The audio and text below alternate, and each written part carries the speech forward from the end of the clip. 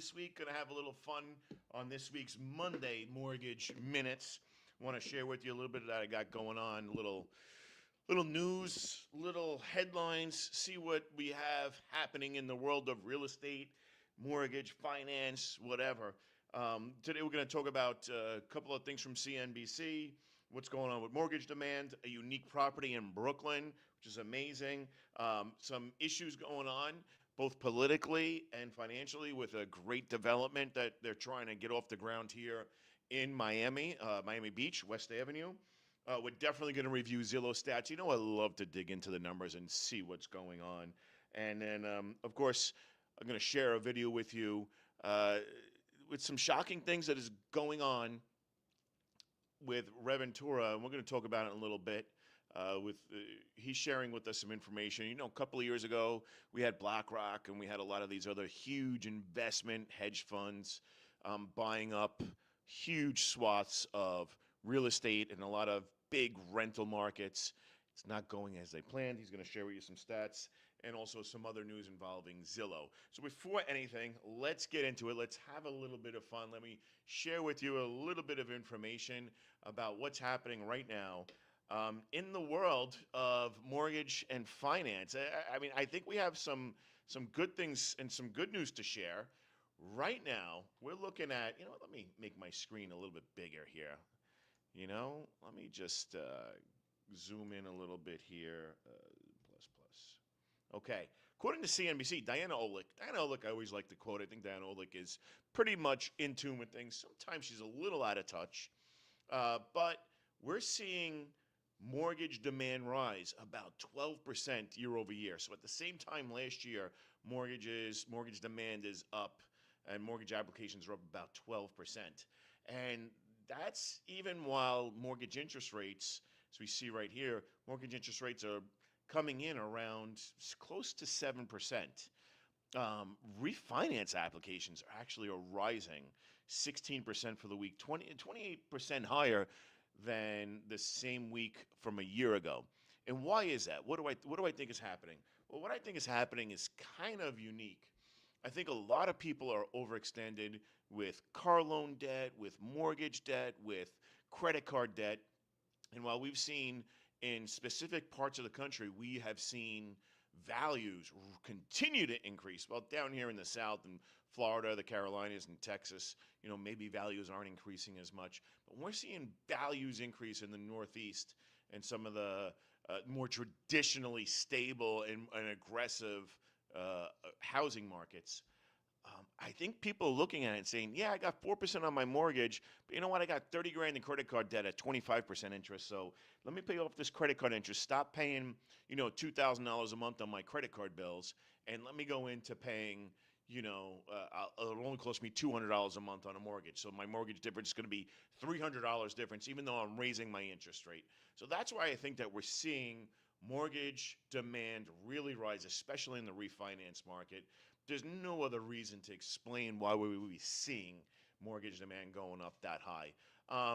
In some other really, really, really interesting news, this is a unique property here in Brooklyn. And, look, I'm a New York guy, so I like sharing what's going on in New York. This is a Brooklyn townhouse on a hidden street. Now, this is how hidden it is. Let me see if I can pull up the map. Okay, here's the map of Brooklyn. So it's located right off of Flatbush Avenue, close to Prospect Park. Still about, 15 minutes with traffic till you get to the bridge or you get to any kind of close subway station. But it's like this super private, quiet. That's why I think that they're asking the price that they're asking. 1.75 million. It's a townhouse, a private street, has like a nice little courtyard, backyard. It's pretty cool when you look at it. That's what the street looks like right there. You see the New York Post. Hold on, let me just make that one step smaller. It's called Albemarle Terrace. And it's right in the heart of Brooklyn. A beautiful townhome. That's not the house right there. But well done inside. 1.2 million. It was built in 1916. It's right off of East 21st Street in Brooklyn. Completely done of stone and brick. Gorgeous home. I just like to share these things every once in a while when I get to see them because living down here in Miami, everything is duper. Um, when you get a chance to really appreciate some old school architecture, real brickwork, really is something to look at. Speaking of Miami, this is very, very interesting. Um, we have some issues going on right here, right near where I live, West Avenue area. We're going to say goodbye to the Bikini Hostel. Now, what's happening is, and this is in actually in the Real Deal has been covering this left and right. Um, basically what we're seeing is there's a property at 1250 West Avenue, right next to Monad Terrace, right by the Mondrian Hotel, right by the Miradors. If anybody is familiar with Miami Beach, this is in the South Beach area, like in between 11th and 12th Street. So there has been I don't want to say a hostile takeover, but an investor went in and one by one bought up these units in this building at 1250 West Avenue. And now they're trying to work out a deal to get a variance where they're going to have the city buy the Bikini Hostel, and then they're going to make that into um, they're going to make it into a park, a neighborhood park. But here's the rub. A couple of years ago, like 5 or 6 years ago, the Bikini Hostel was for sale for 1.9 million. It never sold. I believe that new managers took it over. But now it seems to be there is a group of people, maybe tied to the developers of this property, that have somehow or another coerced the city of Miami, not Miami Beach, the city of Miami, to send in their homeless, and the city of Miami is paying. Throw some magic sauce on top, and what do we see happening?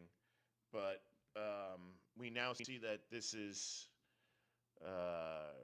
now selling for $19 million. I mean, if that's not ridiculous, I don't know what is.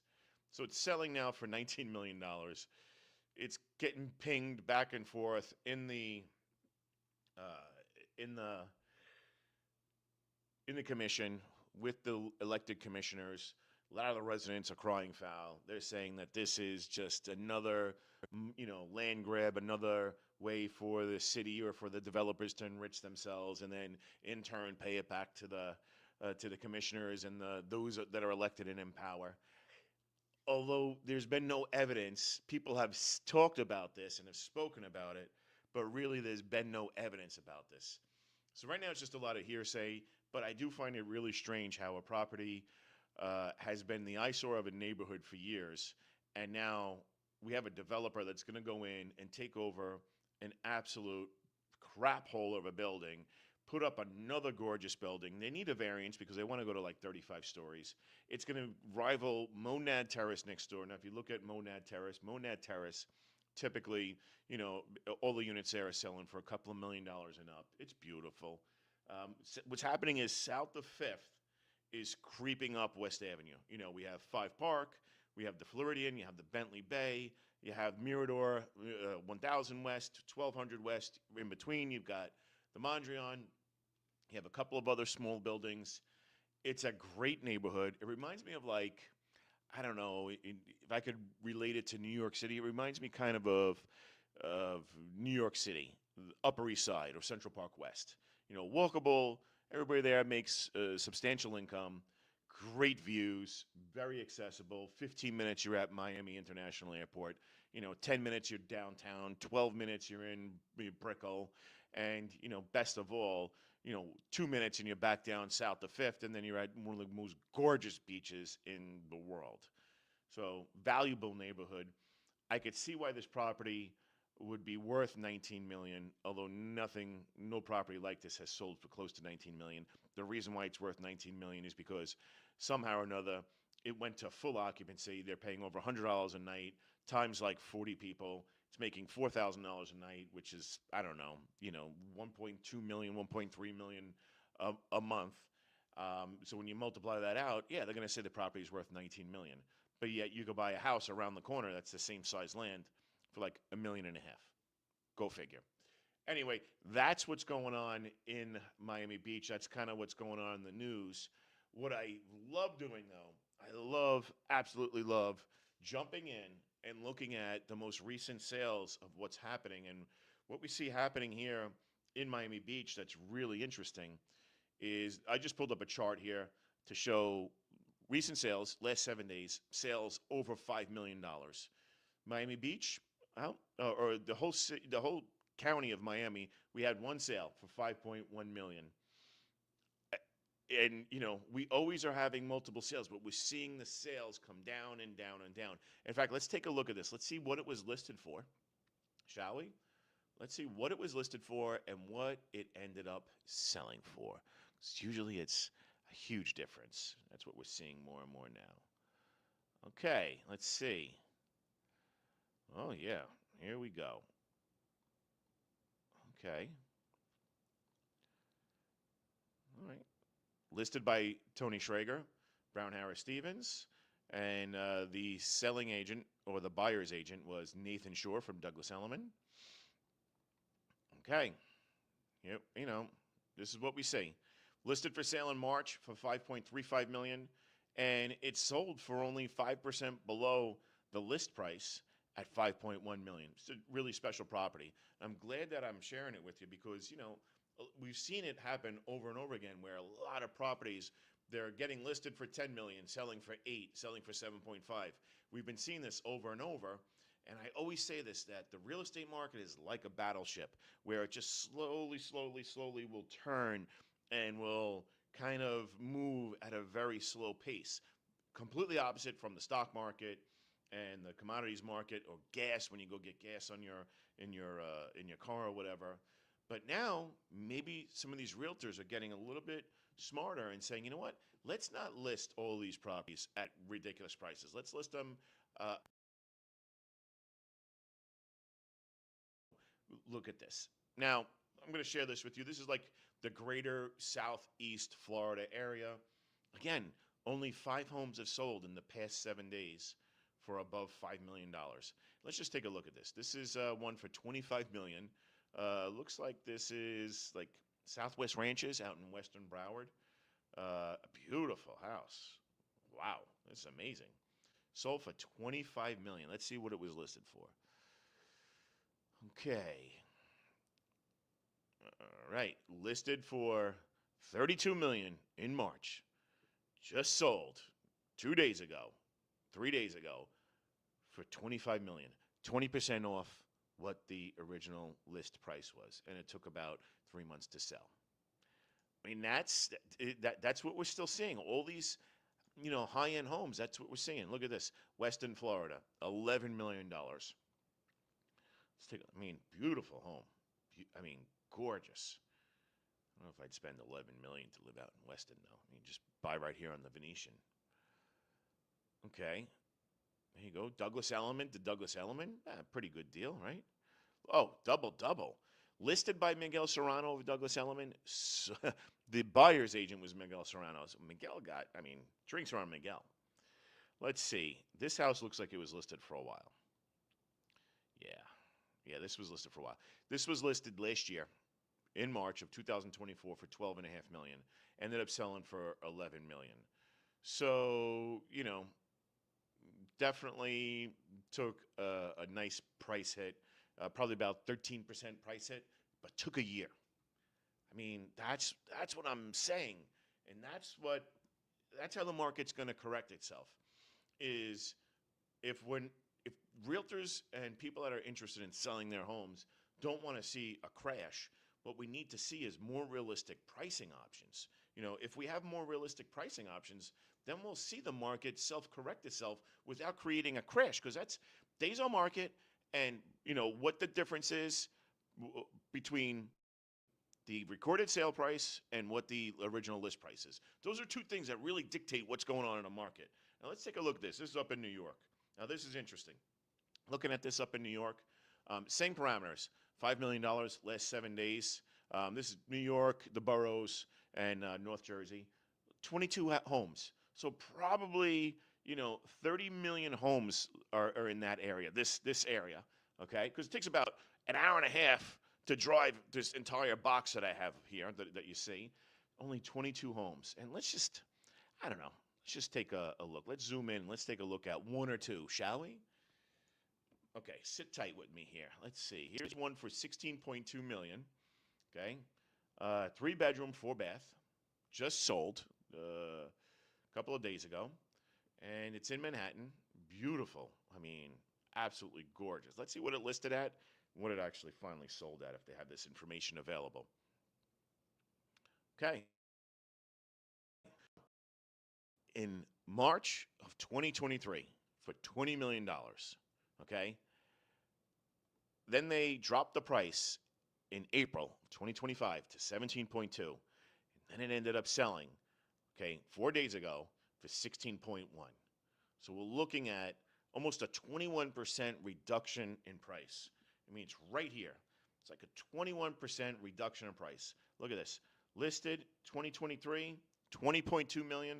Sold June 2025, 16.15 million. Now, the reason that it's probably listed in 2023 for 20.2, this was probably a gut run out when it took them a while to sell it. Or is this one of the new ones? Oh, no, this was one of the new building. Yeah. Yeah, I've heard a lot of crazy things about this building. But look at the pictures. I mean, what? What? Is that a pickleball court or a paddle? They have a paddle court inside of the residence. That's just wild. Let's go back to the listing. Let's read a little bit about this. Was any description given in this? No. But I mean, wild property. And I'm sure, if we backed out and we went and we looked at it, looks like one sold in, here we go, Locust Valley for 7.8 million. Beautiful property though. Look at this. Looks like something out of The Great Gatsby. 7.8 million. Again, who is the listing agent here? Kim Bancroft, Daniel Gale Sotheby's. A double. This is what you like to see. This agent definitely made, right? Listed by and sold by Kim Bancroft. Wow. That's phenomenal. All right, but it was listed last June for 8.5 million. And it finally sold a year later for 7.8. About 7.5% off. Not bad. I mean, the New York market is still, crushing it, but that's still pretty crazy. Let's see this one here in Brooklyn. Oh, it's just a lot that sold for 8.5 million. Let's see what we got. What we got in Jersey? Anything in Jersey on this little lookup tool here? Ah, nothing really. Oh, here we go. Here's one sold in Jersey for 6.1 million. It was just a lot. A lot sold for 6.1 million. Jeez, that's crazy. Wow. Wow. Craziness. And then let's take a look at this. Hold on. I just want to share this with you as well. This is interesting. This tells you. So I just I did the same search. What sold in the last 7 days for any price in the area where I live. This is how you know that the housing market is starting to recover and get a little bit stronger down here. When you start seeing condos selling for $50,000, I mean, look at this condo just sold for $55,000. Now, granted, it's a studio. It's only about 800 square feet. It's in an Art Deco building, but it's sold for $55,000. Where else can you find something for $55,000? I mean, that's crazy. Let's see what else we got here. Saw something else. Oh, here we go. Here's one for 325,000. Again, this is right next to the other building. So the building that they're going to be doing the rebuilding at 1250, this is 1250 right here. This unit sold at 1228 West Avenue. And let's take a look and see how long this one was on the market for. I mean, not bad. 325,000 for a 1-bedroom. And in this building, the 1-bedroom in this building are actually like a 2-bedroom because they have like a junior one. You know what I mean? It's like a New York term. I don't think they really use it down here. Let's see. Sold by Compass agents and a Coldwell Banker agent. Oh, okay. Listed for sale in April for $349. Sold 2 months later. Just sold last week for $325. Sold for about 7% off what the list price was. That, my friends, is not bad. It's not bad at all. That tells me right there that the market is really, really, really starting to normalize, you know? Um, some of the other things in the news, one other thing I want to share with you before we kind of jump out of this is uh, what's going on with off-market home listings. Now, it's interesting that I'm going to talk about this because literally just the other day, I came home and there was a property, an open house at a property here in my building, and usually I know everything that's going on in my building. So I go upstairs and I go see the unit. Unit is beautiful, by the way, but it wasn't on the market. They were just doing a sneak peek of it. But here's what we see is happening, and I don't know if this is true or what the absolute what the real deal is here. But what they're basically saying is that Zillow and Redfin are both taking aim. Oh, that's a little too zoomed in. Zillow and Redfin are both taking aim at properties that were marketed before going on to the MLS. I don't know what the reason is behind this. Maybe they're doing this because they got a lot of pushback when Zillow said that they weren't going to really feature or showcase properties that were listed for sale by owner, and maybe it's kind of the knee-jerk. But in April, Zillow standards for its site under which the real estate market space said it will not publish listings if they are marketed directly to consumers without being listed on the MLS and made widely available where buyers search for homes within one business day.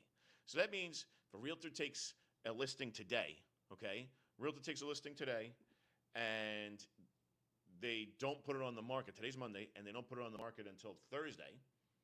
Zillow and Redfin aren't going to show it on the open market space, which I find to be a little bit crazy. But this is, look, Zillow, I come from the banking world where we are super compliant about everything that we do. And I can sit there and look at it and say, this might be Zillow's way of saying, hey, we need to protect ourselves. We need to make sure that we are protecting the corporation, protecting us from lawsuits, and not only that, but doing what's right by all parties, including the end users, you know, home buyers. Interesting. Last thing that I want to talk about, or last thing I want to showcase today, is this very interesting item from my guy at RevVenture, who, you know, does a lot of research on what's going on in the market. And what he is going to share with us is that a lot of these huge corporate hedge funds and Wall Street firms that were buying up rental properties when the pandemic started in 2000, 2021 are now selling at major losses. Let's take a look. We're seeing some scary similarities right now in the housing market to what we saw in 2008, 2009, with CNBC reporting that April had the worst for that month since 2009. Even more concerning is that sales volume is now down almost 40% from the pandemic peak, and that historically low home buyer demand is now causing home prices to drop in over half of the U.S. That's right, everyone. Half of America is now experiencing a housing market correction, with monthly home prices dropping the most in Florida, Louisiana, California, Colorado, and Texas. These markets are experiencing anywhere from to 1.2% monthly declines, which annualize to 7 to 13% drops over a full year if these declines hold. Of course, houses are still really expensive in the U.S. housing market, even with these initial drops, suggesting that buyer demand I don't know. I mean, it's interesting to see, but I don't know if that's really what we're seeing. You know, I mean, it could be, but I'm not sold on it. You know, I mean, I just don't know. Let's see. Let me see. Let me download this again. Let's watch this one again. Hold on a second now. Okay. This is a 1,700 square foot house in St. Petersburg that a big Wall Street investor purchased for $550,000 in April 2022 and just ended up selling for $391,000 in March 2025, an astounding 25% plus loss. This Wall Street investor literally lost $160,000. And it's a signal of just how big this downturn is getting in certain pockets of the market where the investors are most active. Go to www.reventure.app to access housing market data in your area. It's really what we're thinking about, or really what we is it really an indicator of what's going to happen in the market? I think what it is they have so many properties that they're trying to sell right now because even as rents start to channel down a little bit, they know that not that it's a losing proposition, but that their analytics weren't correct. I'm sure somebody lost their job or a whole team of people lost their jobs, but this is what we're seeing. It's interesting to see what's happening. Stay tuned. If you're not following Reventura, make sure you're following Reventura or Reventure. I don't even know how you pronounce it, on Instagram. Make sure you're following me at Ronnie GTV, and make sure you're following Boost Television on Facebook and on Instagram. And of course, make sure that you go to Roku or Amazon and download the Boost TV app. We will talk soon. I will see you next week. Anything that you want to know in between, just shoot me a DM. I'm always here for you guys. I'll see you later.